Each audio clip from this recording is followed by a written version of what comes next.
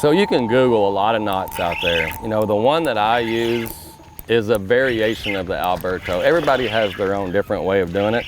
You know, after years and years of not only fishing this, but other baits where you combine braid to fluorocarbon, this knot has always worked out.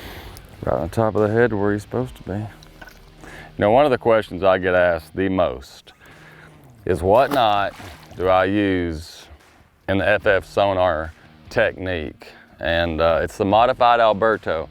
It's the easiest knot, it's the strongest knot. Anytime you're going to connect braid to fluorocarbon, via spinning rod, flipping stick, whatever, it's the modified Alberto. I'll show you how to do it.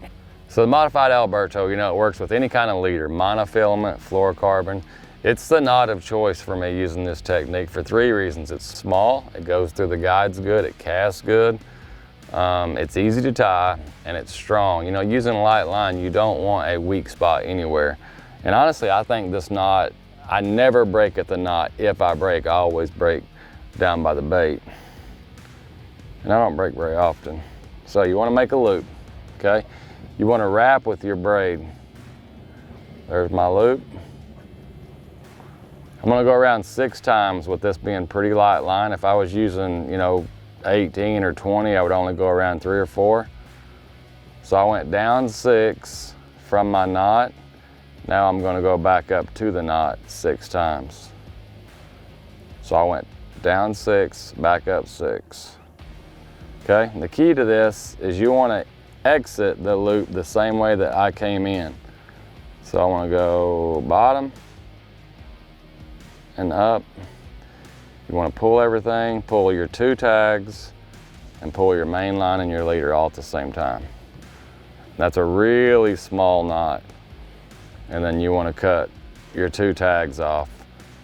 The leader line you want to cut as close as possible so it doesn't catch in the guides. Your braided line, since it's soft, it really doesn't matter, just as long as you give it a little space. Just like that. The length of the leader depends on the depth I'm fishing. If I'm fishing 8 or 10, then I want my leader to be 8 or 10, so then I know that my knot, you know, whenever my knot's laying on top of the water, how deep I actually am. If I'm fishing deeper, you know, 12 to 15, I'll make my leader a little bit longer. You know, it's easy to measure because if I take my knot down to my reel, my rod's 7 foot long. So if I, you know, 7 foot plus 2 or 3, that gives me an 8 or 9 foot leader. Now what we can do is tie the bait on, we're good to go.